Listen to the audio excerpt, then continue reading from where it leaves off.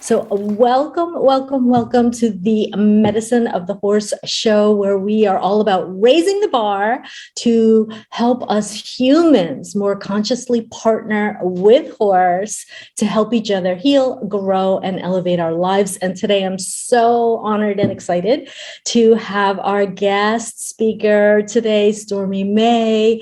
I really am so excited that you are here. So welcome. How are you today, Stormy?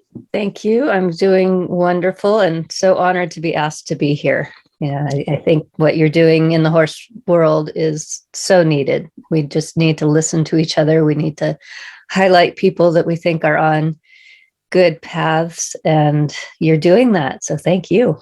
Oh, thank you.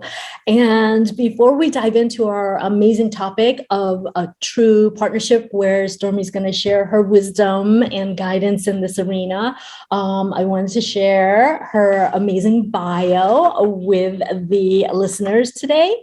So Stormy May's early career included horse training, competition, and work as a chief horse management judge and national examiner with the United States Pony Club. In 2006, she followed her dream to more deeply study the horse-human bond, which resulted in the highly acclaimed documentary, The Path of the Horse, which is how I discovered Stormy a while back ago. Now, Stormy coaches people seeking to learn and grow from their relationships with horses and all life. She is a lifelong student of horses, humans, and our relationship with the natural world. So beautiful. And again, honored to have you here. So Stormy, I would love to ask you to share a little bit with our listeners about how, what led you to the path of the horse, not only on your journey, but to create the documentary for those who might be new to you. Sure. Yeah. So that was in my early 30s that I did that. And I'd already had a very full, successful career as a horse trainer. And I had, a farm full of horses in training and was teaching every weekend and giving lessons during the week. And it was okay. I was really good at it, which helped me perpetuate what I was doing. But what really stopped me were some horses, that were not okay with what I was doing, namely training them to be ridden. And one of them was my own horse. I'd gotten her as a yearling. She was going to be my Olympic dressage horse. And she definitely had other plans. It's embarrassing to say, but we really fought for 11 years before I realized she's right. She's right. And not all horses are riding horses. And then the one that finally pushed me over the edge was Sophie. And she was a 3-year-old large pony. I'm small, so I always got the ponies to train, even though I preferred the larger horses. But she was sent to me as a 3-year-old to start under saddle and sell as a kid's pony. And she was just so sweet and kind and loving on the ground. But as soon as I started restricting her and even grooming, she was kind of touchy about, but, she's a pony. I could just kind of say, get over it. This is your lot in life now. But she just kept saying, no, no, no, no, no. And I did ride her for about a year. And it was always very touch and go, like I'd have to be very careful as I was getting on her, or tightening the girth, or putting the bit in, or even the bitless bridle that I used at the time. Mm-hmm. And she was just very strongly object to everything. And I knew she would never be suitable for a kid. A kid couldn't deal with that. And she would be one of those ponies at the riding school that everybody hates to get, So I really had to stop and say, well, what is your future here? I was just her trainer. I had no interest in having her myself, or, figuring her out. She wasn't going to be my Olympic dressage horse. And I really, really believed, and I had to examine this belief, that if she wasn't good as a riding kid's pony, that she would be sold at auction, or, end up at the meat factory, or all those things that we scare ourselves and our friends with about why it's so important that we must force this horse to be ridden. And she was just 3. She didn't have any physical problems. There wasn't anything that any vet could find that was wrong with her. She was just very loud and opinionated. So I question myself, like, really, is that true? Is it true that if you aren't sold as a kid's pony, that you're going to end up with this horrible life? So I did buy her because she was so interesting to me. It was so interesting. She was saying what the other horses were saying. It was just a lot louder. She was a lot more, so I think she had been raised as an orphan. Because she did have this bottle thing. Like if you brought a bottle up to her, she knew what that was all about. So maybe she had a different kind of upbringing than most horses, but she was very much like, she's like my size, in your face, eye to eye. You will not do that to me. So, even after I bought her, I still was trying to honestly force her into things. And she just got better at fighting. The more I got stronger, because that's what you're supposed to do, get stronger, the more she got stronger, and the more she got better at fighting. And that's when I started looking up all these alternative horsemen. And Alexander Nevzorov was a big one on the list, and like it looked like what he was doing was just magic. So I went and first I joined his online school, and Klaus Hempfling was another one, and Mark Rashid, and Carolyn Resnick. And through studying all of them, but I have to come back to Alexander Nevzorov, because he was the one who he had 3 principles. One is the horse is always right, do no harm, and the third one's escaping me right now. Oh, the horse is an exact science. So like if they're doing something, there's a reason for it. Right. So just through watching his videos and being in his online school, which isn't really functioning anymore, unfortunately, but I learned that I had to be the one to be peaceful. Being stronger just made her stronger and more aggressive. And when I got that piece, when I was able to hear her no and just walk away and honor that and say, okay, it changed everything. She used to be, you couldn't walk into an area with her without like a long whip, just not to hit her, but just to keep her away. She would seriously attack. But over the years of me listening to her and honoring her, she just got softer and softer. And she's 18, she'll be 19 this year. Wow. And she's just a gift. And wow. I call her my college course in in how to communicate with horses. And I have another horse, and he's just easy, and he's not going to cause anybody trouble. But with Sophie, still, if you violate her boundaries, she's all over that. she can send like this big wave of energy that just will throw you back. And again, it's not anything. It's not anomalous in horse communication. Like what she is saying is what other horses are saying. They're just not as strong at saying it. So by studying with her, I began to see more clearly what other horses were saying. Yeah, beautiful. That's such a powerful story. Thank you for sharing it so openly. And I really love what you're sharing around, almost for me, like the energetic of, the more you listen and, like say no or listen to her no, the more you honored that, the softer she got. So I really love that piece. Yeah, that's powerful. Right. Yeah. So I'd love to ask you about our topic today of true partnership, and like, what exactly does that mean to you? And I think you already touched on it, but, what does it mean to you, and maybe some specific tips or dynamics in terms of what that might look like, between human and horse, or human and Right. So I had to find a different term for this, because it is very different than how other people have been taught to relate to horses. So the term I really like right now is autonomous horsemanship, meaning that we are honoring their autonomy. And I think that really gives you the foundation of how to interact this way. So autonomy, meaning they have their own idea of how they want to spend their day, what they want to do, what they don't want to do.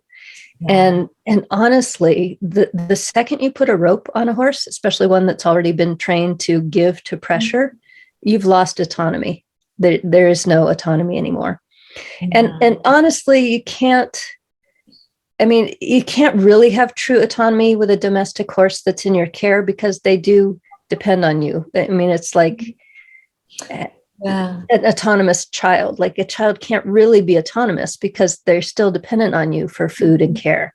Yeah. But that's the direction and that's the feeling of what we're going for. So all the work that is done with horses, and work is probably not even, all the relationships that are cultivated with horses, there's no ropes involved, there's no small spaces, unless it is obviously in the best interest of the horse. Like you got to get their feet done, or you got to have the vet do something, then sure, do what you have to do. It's not like just turn them out and leave them out in the wild.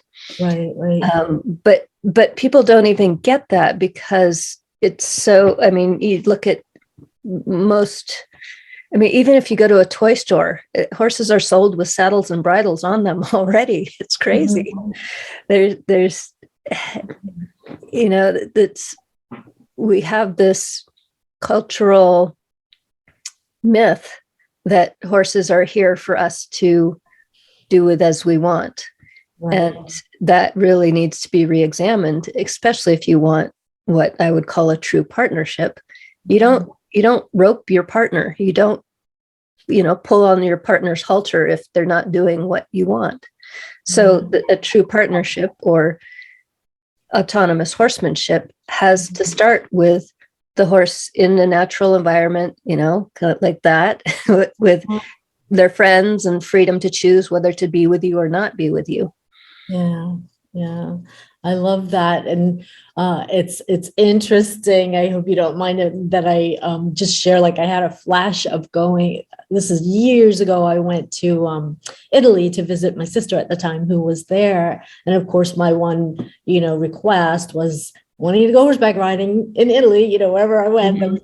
So, we ended up finding a place to go trail riding. But what was so incredible was up on the hills of Livorno, if I remember correctly. And what I remember being so amazed at is the horses were all like, there were no fences.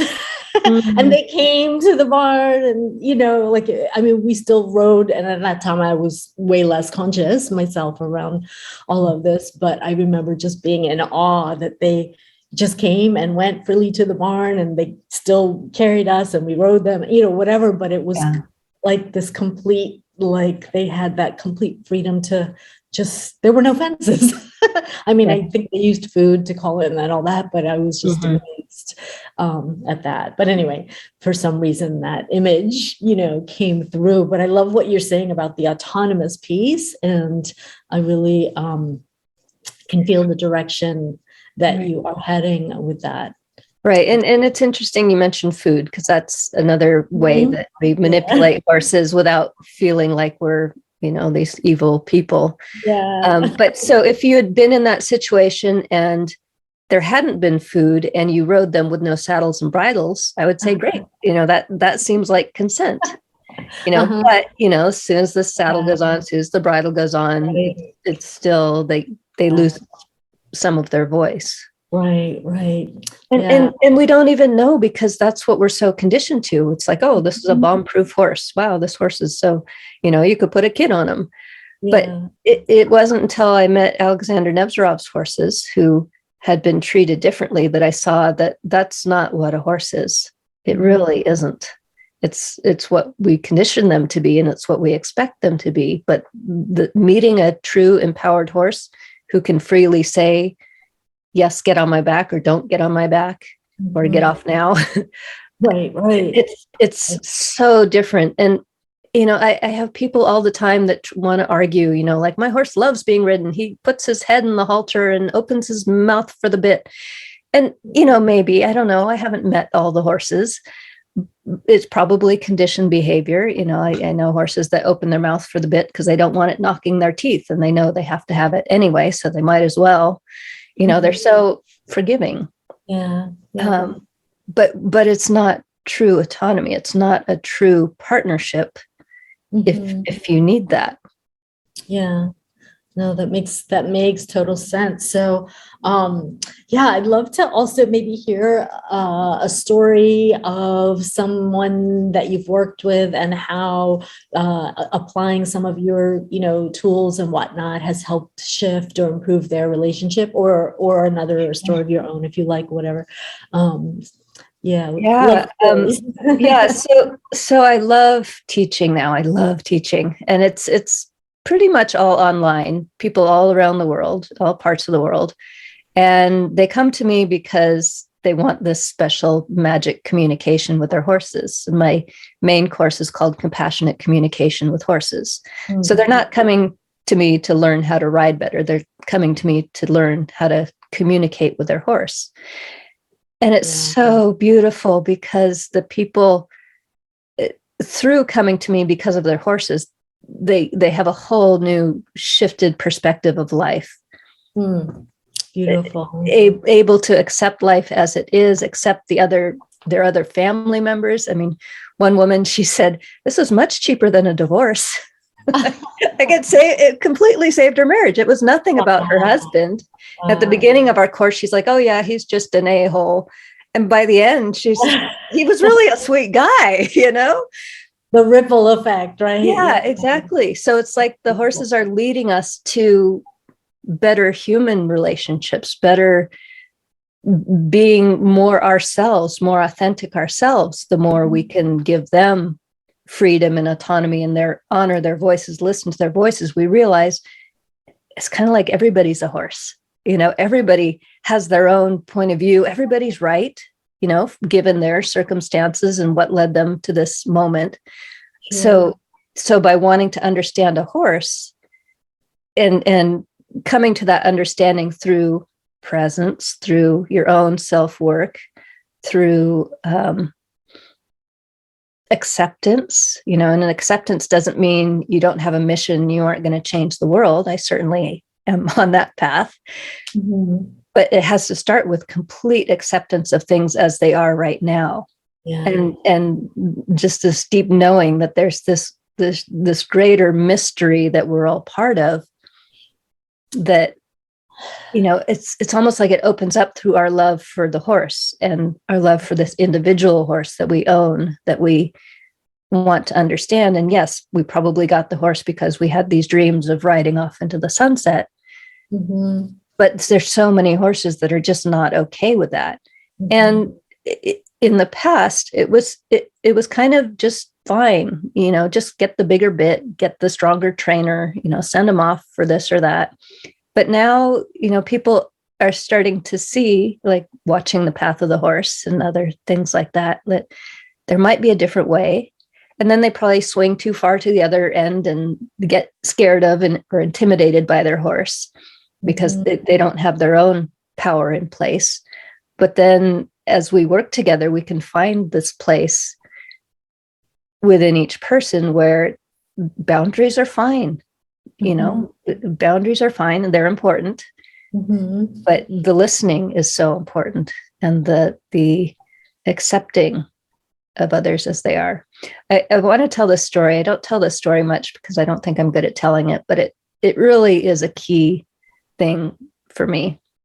So there's this South African author named Laurence Vanderpost, and he was in, oh gosh, this is, I want to say, I'm pretty sure it was the Second World War. And he had learned Japanese just on his own. He was just this amazing person. And he got captured by the Japanese and was in one of their prison camps. And, he kind of had like a high rank because he did know some Japanese and he knew their culture, but he was still a prisoner of war. And one of the things that they did in this war, in this camp, was they would line up the prisoners, and each one would receive a beating. Mm. And in one day, I think he had already received his beating, and then he saw this other man that was about to get it, and he knew this other man just couldn't take it. So he actually went back up and took that man's place. Oh my gosh. And the person who was doing the beating just broke down. Like, he saw the strength of Laurence volunteering to take that, and he's, like it reflect. He saw himself and what he was doing. Wow. And there's a link to the horses in that. It's like they show up and they keep coming back to us to show us who we are. Like, are we somebody who needs to control by physical force? Is it really that important that we ride? Is it really that important? And they just keep showing up and showing up and showing up. That is a powerful story. And I got chills when you were saying that. And that's an amazing insight, I think, into what you're sharing. For me, something that's coming up is the connection that I've often felt that, like, women and horses have, as if we look at the patriarchy and all of that, like, the thing that we share in common on a vibrational level is being that prey, right? And having our spirits broken. Yes. And I think it's one of the reasons women in particular, for me, have this like epic love affair with horses. Like, it's different, I think, our relationship than, men, not to be, gender, whatever. But so you speaking to that really, Well, and that's why I think it's so tragic that then we're taught the, male way of dominating them. And it's almost like, be a man, stand up, show them who's boss, and don't let them get away with that. So, oof, man, if that could shift, and we could really find that empowerment, that is amazing. Yeah. No, I've never resonated with that. And so I think you're shedding light in a very, again, important arena. And I just want to thank you and honor you for, like, just taking such a powerful stand for, for cultivating, creating a true partnership and autonomous, I like your word, horsemanship. It's really powerful. Wow, you mentioned, I want to highlight a couple things you mentioned about the acceptance and the presence. I think those two pieces are really important and powerful to maybe highlight, I guess.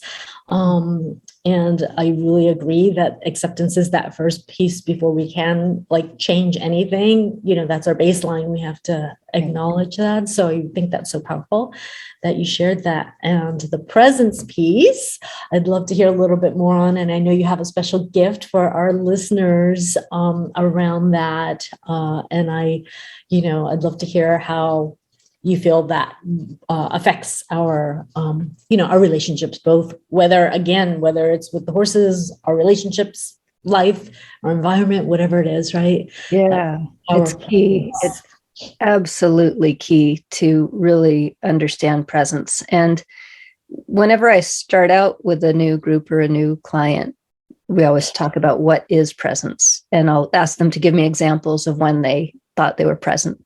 And they'll give me examples like, oh, I was on this ride in Arizona and it was just so beautiful and the horse was lovely and I just felt so present. But that's not what I mean as present. Presence is like this moment when I'm feeling my fingers and I'm smelling the smells and I'm feeling what's going on in my body.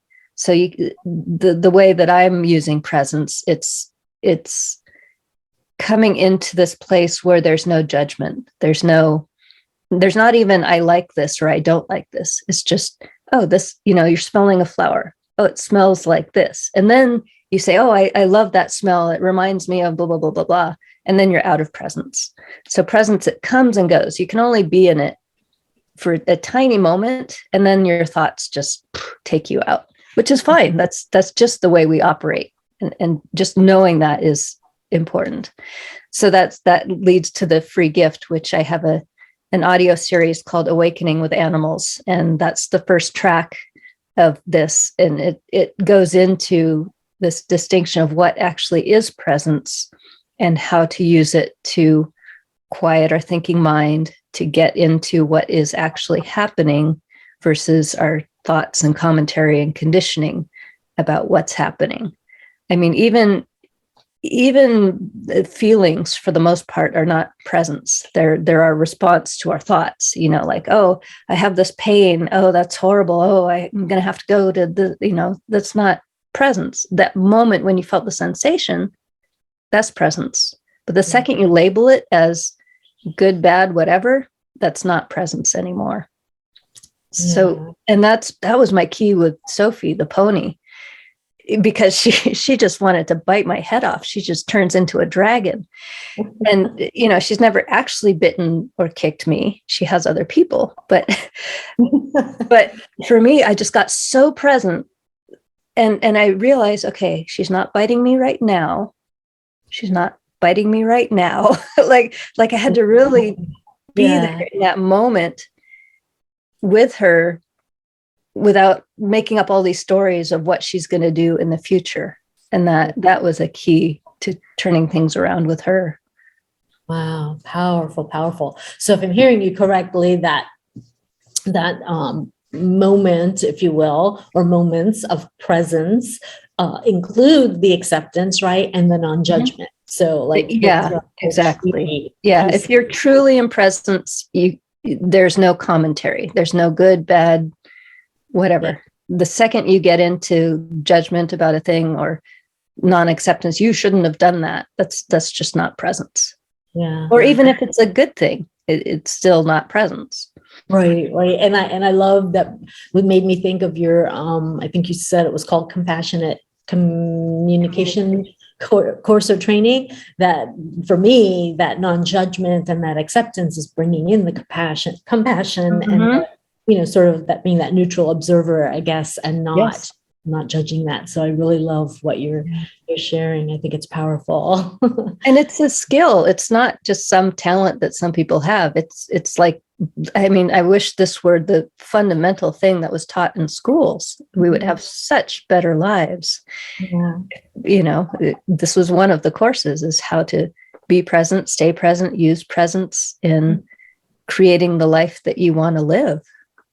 Yeah, absolutely. It's a new muscle, right? A new way of being. It is. It takes practice. It takes practice. Yeah. Usually my courses are 12 weeks long because it takes that amount of time to really, we're rewiring the brain. We're creating new neural pathways, and you need to be in a supportive group, from my experience, to do that. Power of the herd, right?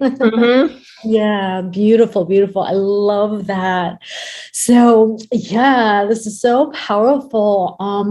Before we kind of wrap things up here, I'd love to ask you if there's anything you feel like we missed or that's on your heart that you want to share with our listeners. We'll share your free gift and your website and how they can contact you down below. But is there anything else that you just, on your heart that you just want to say to them before we let you go? The big thing is just listen to the horses, entertain the idea that they might be right, when they say no.